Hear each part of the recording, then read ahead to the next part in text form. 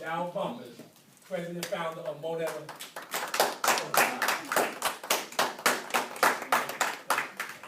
Thank you.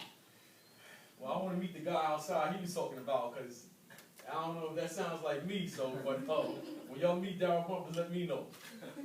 First, I'd like to say thank you. I appreciate you for taking time out of your life and out of your schedule to spend this moment with me. My name is Darryl Bumpass. I'm the owner and CEO of Moneta Menswear and also Strictly Bump One, LLC. I grew up in the Bronx, as Mr. Rivers stated. I grew up in the Bronx. From the Bronx, moved to Mount Vernon, and from Mount Vernon, I moved to Jersey. But it was funny when we was coming here. I don't know if you guys are familiar with the youth center on Lincoln Avenue. I used to work when I used to be a grocery store over there. So it's just funny how it comes full circle that I was working in the grocery store over there, and now I'm here discussing fashion with you guys. Give you a brief bio of me. I started out with just t-shirts. I said to myself I wanted to be in the fashion industry. I didn't go to fashion school.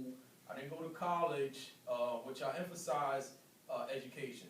You want to continue your education. You need it.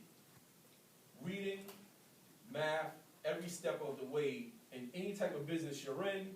But if it's fashion also, you really need it because you're going to have to read contracts. You're going to have to read what you smiling at? Huh? She doesn't want him to take a picture. No. but while you're eating, you mean? You're going to have to read your contract. You're going to have to read the magazines that you guys like. You're going to have to know the trend forecast for the colors of the next season, the trend forecast for what people are going to be wearing the next couple of seasons. I can tell you guys right now what you're going to be wearing in 2015 already, because we already have the forecast for that. So you want to be able to understand this stuff. So that's why education is really, really important. The math is really important because you don't want someone telling you how much you're worth. You want to tell them how much you're worth. You want to tell them how much they're supposed to pay you. And you don't want to tell them that you're worth $100,000 and they're paying you $50,000 or they're paying you $25. But if you don't know math, you don't know whether you got shortchanged or not. So I just want to emphasize that education is really important. Whatever you can do, stay with it further as long as you can. If you choose to go to college, then I applaud you. If you choose not to go to college, that's your prerogative. But you still need some type of education to be able to understand the business that you're in. So with that being said, I came out with just a white t-shirt, silkscreen, just something simple. I made a mistake because I was selling t-shirts to people, but I wasn't wearing them myself. Until I ran into somebody one day and said, well, how am I going to buy something that you don't even wear? I don't buy something that you don't even find to be exciting about.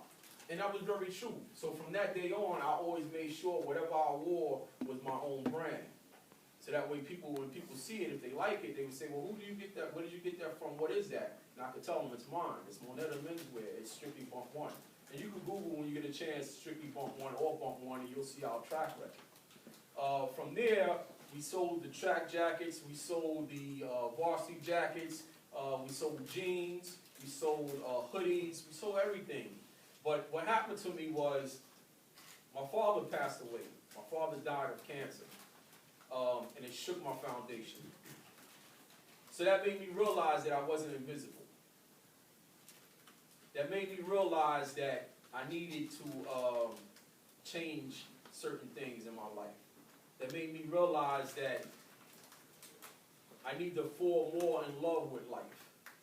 That the next day isn't promised. And he was my best friend.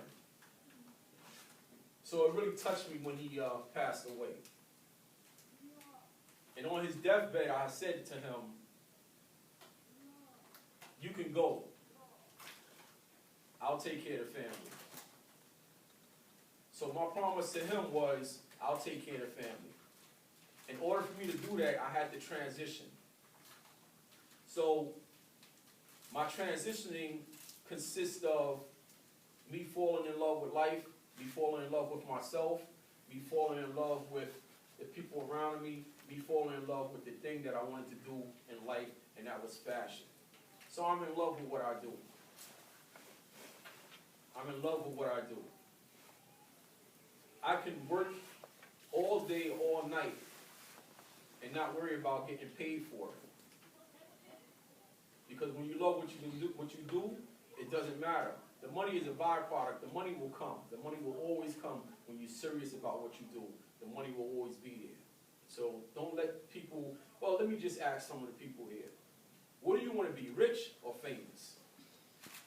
Both. You want to be both. Yeah. Why do you want to be both? You want to have money and you want to be known in the world. Well, how do you intend on reaching that goal? I don't know. Okay. So the number one thing is, she says she wants to be both. What you need to do is have a plan. And what I like to say to people is, the person that fails to plan is the person that's planning to fail. So if you don't have a plan for the things that you want to do in life, you're setting yourself up to fail. So we always write grocery lists. That's planning for what we're going to get from the grocery store. We write lists out for what are we going to do for what we wanted for Christmas. I'm sure everybody in here had a little list of what they wanted for Christmas. So you had a plan. So it's the same thing just like in life. You have to set some type of plan for the things that you want, for the things that you want to accomplish. And you have to say to yourself that fear is no friend of mine. Never let fear become comfortable in your life. Because fear can contain you. Fear can make you say you can't do this. Fear can make you say you can't do that. Fear can come from a family member. Fear can come from a friend. Fear can come from a cousin. But never let fear become comfortable in your life. Fear is not your best friend. Success is your best friend. Success you can achieve at different levels. You're successful now because you're going to school. So back to what I was saying with my father. When my father passed away, I knew I needed to transition. So I went from jeans and t-shirts to more age-appropriate clothes, to more polos, the linen shoes, the linen pants, the jackets, the button-ups, the dress shirts. I went into more age-appropriate things that fit me, things that I knew that would fit my target market, the market that I was after. I was after the guy that grew up on hip-hop. And they used to wear the jerseys, but now he's a CEO. Now he's playing golf. So I went after a niche that no one else was catering to. I went after the guy that wanted to transition. He was trying to transition from what he used to do to where he is now. He's the CEO of a Fortune 500 company. So, in saying that, I would suggest that you set up some type of goal for yourself. You set up some type of vision for yourself. What I like to do is what I call a vision board. And some of you guys may have heard of that before. In a vision board, you place a board, you place pictures up of things that you want out of life. You may write a list down of things that you want out of life. And sometimes they don't come in the order that you wrote them in, but trust me, they will come. Because as I'm speaking, you're listening to a dream that comes true. You're listening to a walking dream. Everything that I've dreamed of has came, but it came with heartbreak also. You know, I didn't write down on a piece of paper and then yesterday it just came just like that. It doesn't work that way. But if you're not afraid of working, apparently you must have some type of love for yourself because you wouldn't be here right now. And right now is only the beginning. You know what, matter of fact, can you guys do me a favor? Can you also just stand up just for a quick minute? Just do me that one favor. Just stand up for 1 minute. I walked in just in time. We all standing. Now the reason why I'm having you guys stand is because I want today to be the beginning of what I call standing in the truth. This is the beginning of you guys standing in the truth. This is the day that you start promising to yourself that I'll be honest with myself and I'll be honest with others. Because once you become honest with yourself, nothing can get in the way of that. You can be seated. Thank you for that. This is what I call standing in the truth. When you're standing in the truth, no one can deny any things that you want in life.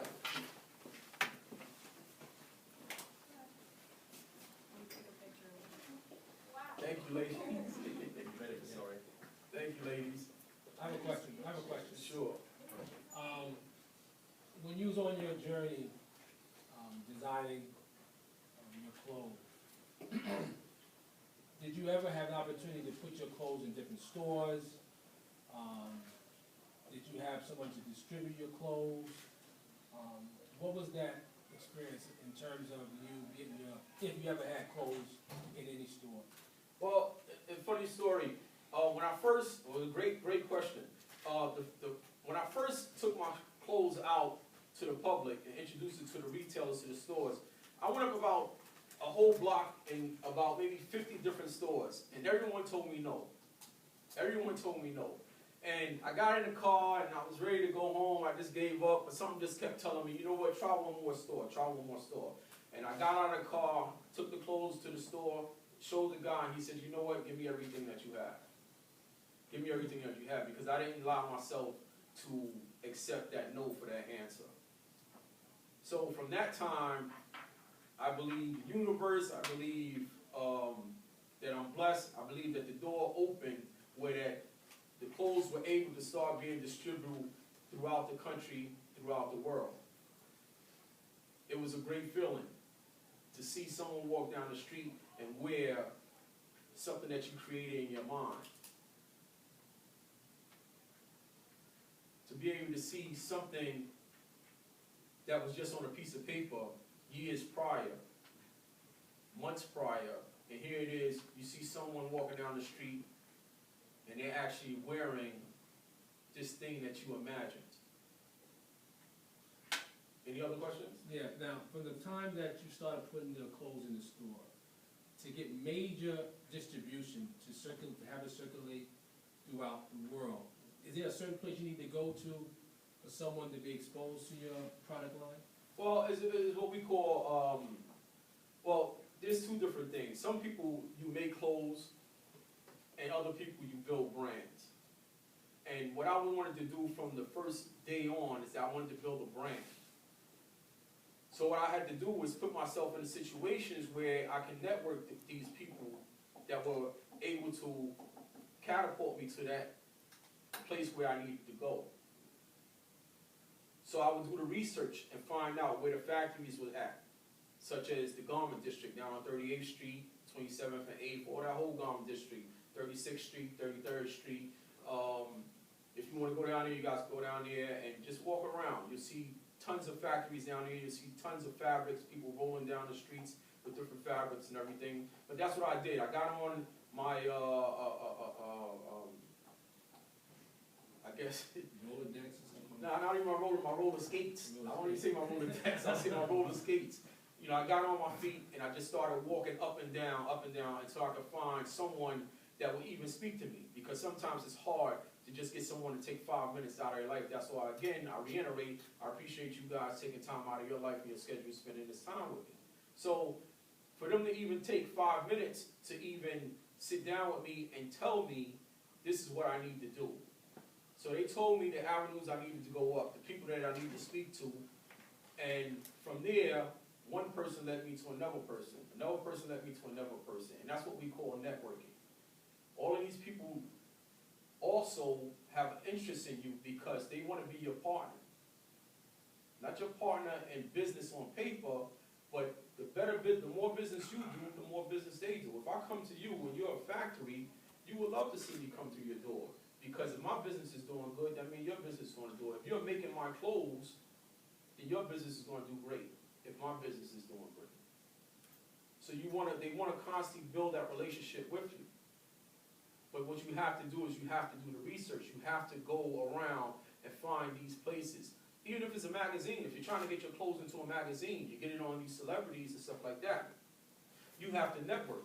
you have to go to these places. You have to, I mean, some people might like, you know, the clubs and stuff like that. You may have to be in the club where the celebrity will be able to wear your products. We have any other questions? Are you wearing your clothes right now? I am, indeed I am. I am. Thank you, thank you. Well, you see, now, maybe someone of my age or someone you know, you might be able to tell them, listen, I have the card, this guy was wearing a nice suit. So again, it just reiterates back to what I was stating. My dad would wear something like that. I'm sorry? My father would wear something like I that. hope he would. Moneta Menswear, that's the name of the website. But, Yeah. any other questions? Emmanuel? No? I have another question. Sure. Do you have any celebrities that wear your clothes? Yeah, we do. We have Jaheim, the R&B singer. Yeah. Jaheim was wearing our clothes. We have, I don't know if you know the comedian, Talent. Talent wears our clothes. Yeah, we have a lot of different celebrities. A lot of different celebrities. But again, it's not just that easy where you just walk up to them and also you want to make sure the right celebrity is wearing your clothes because you want them to fit the image that you're trying to portray to the public. You know, you don't want just anybody in your clothes. If you're designing something for women, you don't want just someone, you know, random just wearing it. If they buy it, then yeah, you're happy for that. But at the same time, you're trying to build an image. And you also have to be careful where you sell your clothes or where your clothes are being sold to or sold at. You have to be very careful with that too because you don't want it to devalue your brand. When I mean devalue, you don't want your brand to be here and if it's sold in a 99-cent store, then you wouldn't buy a Louis Vuitton bag in a 99-cent store, right? Exactly. So, next question. Well, I'm not really in the class. Celebrities wearing your clothes is only one thing in terms of publicity. What is very important also is that he has had several very important write-ups in industry magazines like W, and you know, I don't know if you're familiar with W. So it's considered like the Bible of fashion, right? And he had write-ups in all kinds of magazines and whatnot as well. So this is very, very important as a start, as a designer to be known because you have, when the celebrity wears it, it's still very often may stay in a very specific segment. But if you want to approach other people nationwide, you need to have the write-ups in this kind of newspapers, and that's what you have. Anybody ever heard of the Sugar Hill Gang? Yeah. There was one time we had a meeting with them. They wanted to wear his clothing line. You want to tell them that story? Sugar Hill. Sorry. That's okay, that's okay. No, exactly. Yeah, yes, Exactly. Sugar Hill Gang is a old school rapper. And, You don't want rappers wearing your clothes. sure, listen, yeah, Pitbull dress is nice, doesn't it? Oh. You familiar with Pitbull, right? Pitbull dress is really nice, right? I saw this T.I. Right, T.I., yeah. Well, T.I. has his own line, Yeah, but- so. But sure, I would love for T.I. to wear our clothes also. You know, but Sugar Hill Gang, back to his story, Sugar Hill Gang is an old school rap group, and they approached us about wearing our clothes. We met, and the meeting, it started off pretty good, but it didn't end too good. For the simple fact was,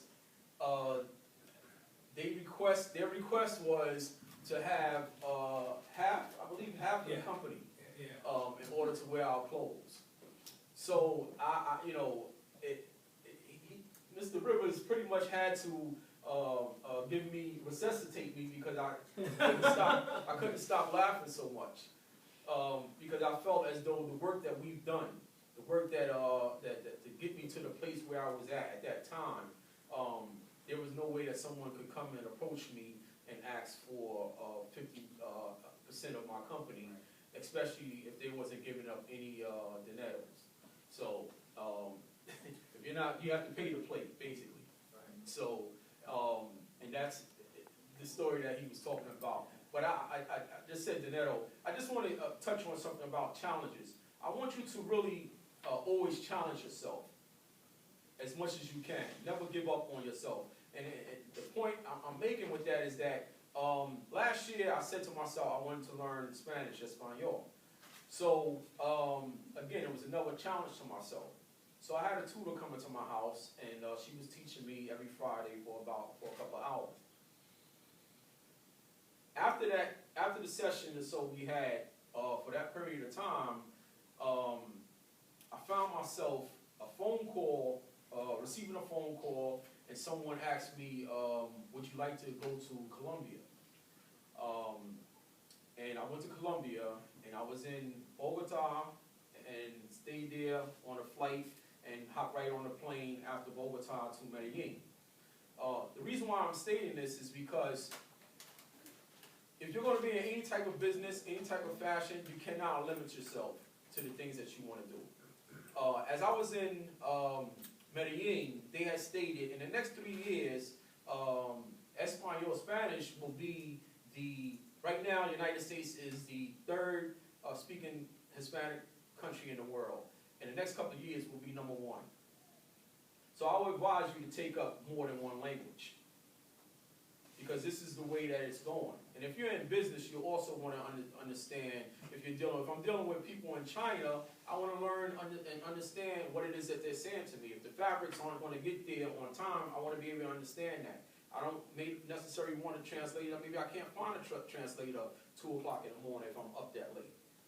So you want to be able to broaden your horizon and learn different things. Learn more. I implore you to please learn more than one language, because you're going to need it, especially if you're serious about business or any type of business you're in. If you're just fashion, or if you're a mechanic, whatever it is, that way you don't limit yourself to the clientele that you have coming in. If you're going to be a designer, if you're going to be a mechanic, whatever it may be, you can open yourself up to more and more. Why would you just say, well, I only want just people that can speak one language to come into my business?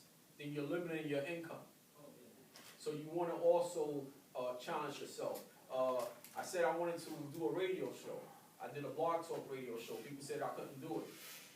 I challenged myself to do it, and it was very successful. So you want to constantly always challenge yourself to be better than whoever you are now. And I see it in all of you guys, that you're better than what you think you are. So never allow anyone to tell you any different, no matter where it comes from. You have to believe in yourself and show others that you're more than what they think you are. Any questions? I have a question. It's kind of weird, but is it possible that you could call yourself a designer, but you don't like draw anything? Oh, great question. Great question. Sure, you could be a designer. A lot of times, listen, I didn't go to school for fashion, but I've always had the images in my mind, what it is that I needed drawn out, what it is that I wanted to design. So I would just have someone else put it on paper, and I can take it to the factory. Maybe you're describing sketching. I don't know how to sketch, but nowadays we have iPad, we have so many applications that you can do it with that.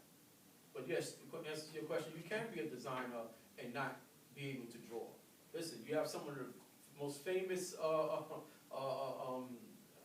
designers that can't draw, but it's not really the drawing, it's the creativity. How creative you are, and that creative comes from your mind. So again, I can tell people what it is that I like. Well, this is a certain shirt that I like. We have a shirt, for instance, I call it the M yoke, and you go to the website, you'll be able to see it. And I wanted to design it where most polo shirts is just straight cut, but I wanted to design it also as with a loop, as you're wearing a dress shirt. And that's what I did. When I first did it, people say, oh, that's not going to look right. Well, it ended up being one of our best sellers. So I may not be able to draw freehand, but as long as I have this, I can be the #1 designer in the world. I hope I answered your question. I think she was next. How did you approach the people or famous people about your line, or did they approach you about wearing? Good question, good question. Your question was, how do you approach famous people? Well, you know what? You have to be everywhere. pretty much. At times, they do approach you, but at other times, you may approach them. I remember running across someone in a parking lot, and I just so happened to have my stuff with me, and you have to always be ready, because you don't know, you may be in a grocery store, and you may run across whoever it is that you imagine, because you also want to imagine the people that will be wearing your clothes, right? So I may have to run out to the parking lot and grab the clothes and present it to whoever it is that I just ran into the grocery store at. So the answer to your question is you have to do both. They will approach you, but you have to approach them also. And a lot of times they're not going to approach you until you get to a point where they even know about you, where that you're even on the radar. And now you ask yourself, well, how do I get on the radar? Well, we have social networking now. You have Facebook, you have Twitter, you have Instagram, you have Pinterest. That's what the name is? Pinterest. Pinterest. Okay, I'm saying it wrong. Thank you. So you have Pinterest. You have so many things that you can do social networking where you can build your company, you can build your name. People have to know who you are before they can even walk in the store. Your stuff could be you could be in the store, you could be in Macy's, but if no one knows who you are, how are they going to walk in the store and ask for it? Like, every time like you approach a celebrity, do they always like want to cut? No. No. I don't think they would. No. That was just a one-time thing that occurred. So 90% of the times, if your product, your pieces are very nice, the celebrities are going to love to wear your clothes. They're going to love to wear your clothes because they see that that's what. A lot of times people are saying, "Oh, I've been looking for this. This is what I've been dying for. This is what I want to wear." So a lot of times it's not about that because they're doing their business. Now, if it's a situation where both of you guys can benefit from it, then sure. I mean, don't get me wrong. We wasn't saying that we wouldn't do business with any celebrities or any other person that would approach us, but the business has to be right. If it doesn't make money, it doesn't make sense. And the suggestion that they suggested to us, was 50% for nothing, for you just to wear the clothes. That's pretty far fetched. So, Another question is, when you do wear the clothes, do you give them clothes for free just to wear them, or do they pay for them? great question. What happens is sometimes we may get a phone call from a stylist, and they may be doing a video. They may be doing a photo shoot for a magazine or something like that, and they may ask to borrow the clothes. In other cases, you may have celebrities that, you do give clothes to, but it works hand in hand because, let's just say, who's your favorite celebrity? J. Cole. So let's just say J. Cole was rocking Bump One or Bonetta, then that brings attention to our brand. So it works hand in hand. Now, if it's a situation where we can sit and do business, and J. Cole benefits from it, and we benefit from it, then everybody wins. Everyone wins. Next question, any other questions? I know it's something there. I know you guys don't. No question is stupid, so I'm sure it's something there you want to ask. No? Do you sew? I do sew. I don't sew any longer. But in the beginning, and that's my son over here, he can testify to, in the basement of our home, I used to have these sewing machines. And I used to be down in the basement with the sewing machine, sewing my labels into the shirts, into the t-shirts. And he would be asleep, his sister would be asleep, his mother would be asleep, and I would still be up, and it would be 3 o'clock in the morning, and I would be sewing them labels into the shirt, and then have to pack them and take them to the stores the next day. So the answer to your question, I think I'm sold out. I think I'm sold so much that my fingers, my thumbs are probably still hurting from it. I know Emmanuel was saying that he's taking up sewing classes now, so and I applaud you for that because you're way ahead of from where I am now, where I was. I mean, when I wanted to go into the fashion industry, they didn't even have, they had the internet, but not as big as it is now. And I used to have to go to the New York Library and pull magazines just to research what the industry consisted of. So a lot of times, you're going to have to do a lot of things on your own. You're gonna have to do the sewing on your own, you're gonna have to do the delivery on your own and stuff like that. So, I hope I answered your question. Any other questions? Well, thank you for coming to talk with us. Thank you, I appreciate you, and I like that, sweater too, nice color. Oh, thank you. Great color. Thank you very much. Yeah. Wait, you just do like suits and stuff? We do suits, we do, polo shirts, we do, Okay, I'll tell my pants. dad to check you out. Okay, thank you, thank you. Bye. Okay, I just would like to say something regarding the drawing and the ideas of his designs. When he is at a manufacturer, he sees in his mind exactly what he wants to have produced, and he is able to, instead of like showing them a drawing, he's actually able to describe it to them so clearly that they know exactly what he wants. You know?